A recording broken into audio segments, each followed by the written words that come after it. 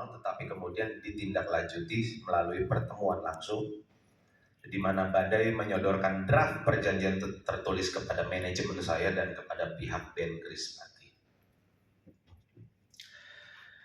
Inti dari perjanjian tersebut adalah bahwa apabila saya atau Krispati ingin menyanyikan lagu-lagu tersebut, maka masing-masing diwajibkan untuk membayar kontribusi sebesar 10% dari honorarium atau pendapatan off-air yang diperoleh dari pertunjukan yang membawakan lagu-lagu tersebut.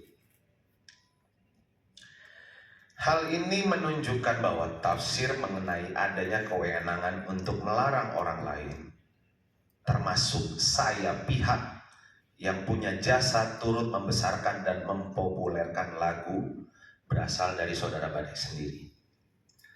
Dan bukan merupakan kesepakatan kolektif ataupun hasil mekanisme hukum yang pasti.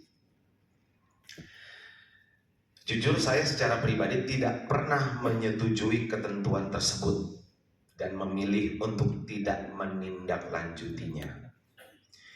Karena saya meyakini dan sangat yakin bahwa posisi saya sebagai pelaku pertunjukan yang sejak awal mempunyai jasa dan telah membesarkan dan merekam lagu-lagu tersebut secara sah, tidak seharusnya diperlakukan seolah-olah tidak memiliki hubungan hukum atau kontribusi apapun terhadap karya-karya tersebut.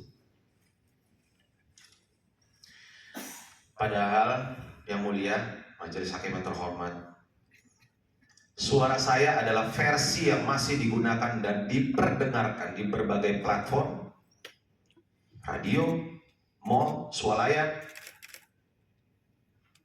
hingga hari ini. Saya adalah bagian dari rekaman asli yang membuat lagu-lagu tersebut dikenal dan dicintai masyarakat. Saya memahami bahwa dalam praktiknya untuk membawakan suatu lagu dalam suatu pertunjukan tidak diperlukan izin langsung dari pencipta. Karena royalti atas pertunjukan tersebut akan dibayarkan oleh penyelenggara kepada lembaga manajemen kolektif nasional sesuai mekanisme yang telah diatur dalam ketentuan perundang-undangan yang berlaku.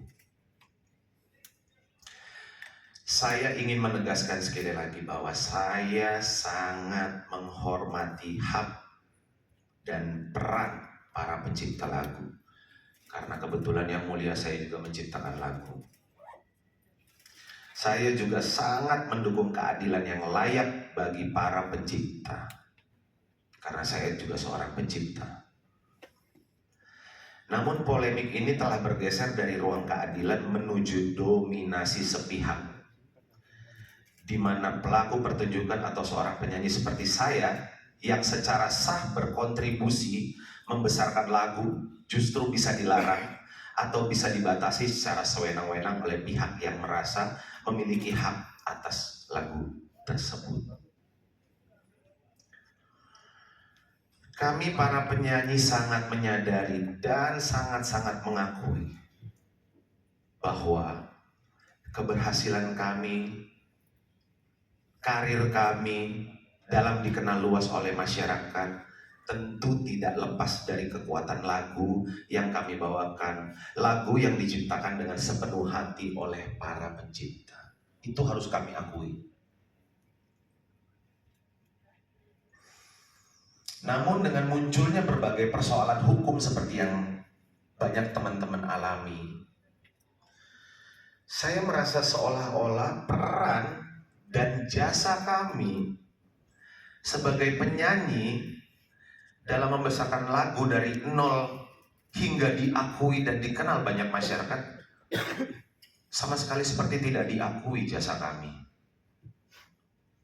Lagu yang kami hidupkan melalui suara, emosi, kini menjadi sumber ancaman hukum. Seolah-olah kontribusi kami tidak pernah ada.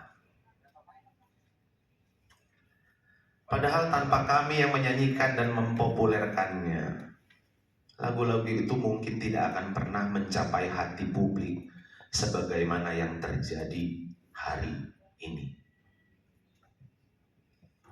Jangan berpendapat, ya itu kan kesimpulan saudara. Kalau saksi hanya yang dialami. Iya. Bisa saya teruskan yang mulia?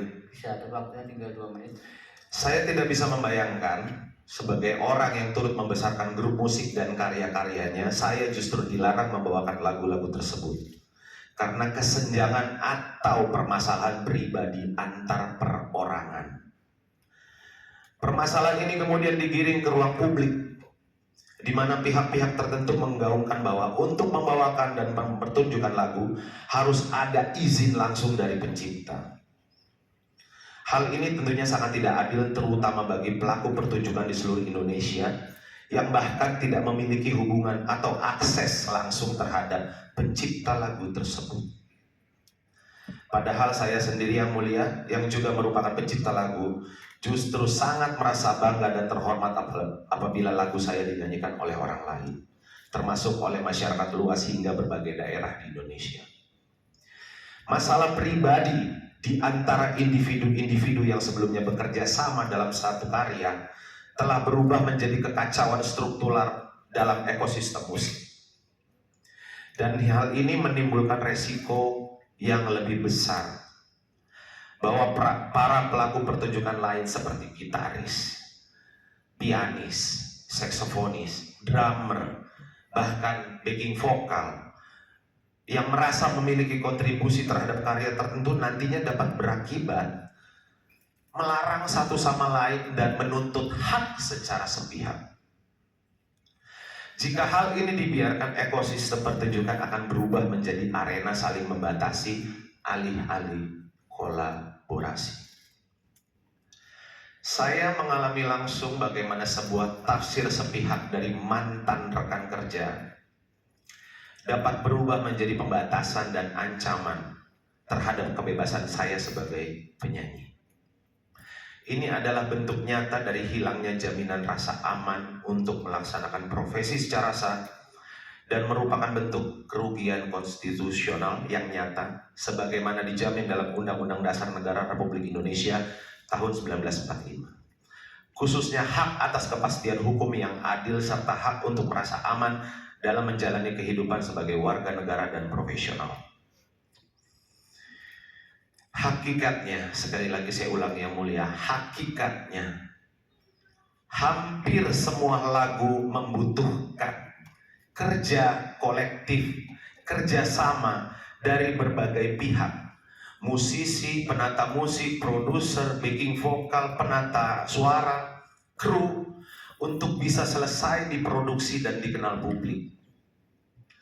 Jika hak eksklusif atas lagu ditafsirkan sebagai kekuasaan mutlak yang dapat membatalkan kontribusi nyata para pelaku pertunjukan, maka bukan perlindungan hukum yang terjadi, melainkan ketimpangan.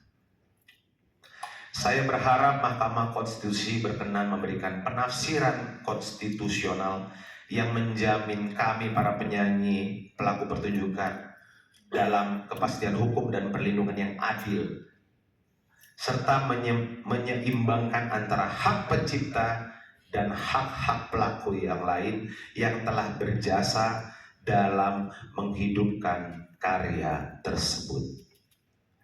Demikian pernyataan ini saya buat dengan sebenar-benarnya untuk digunakan sebagaimana mestinya dalam persidangan di Mahkamah Konstitusi Republik Indonesia.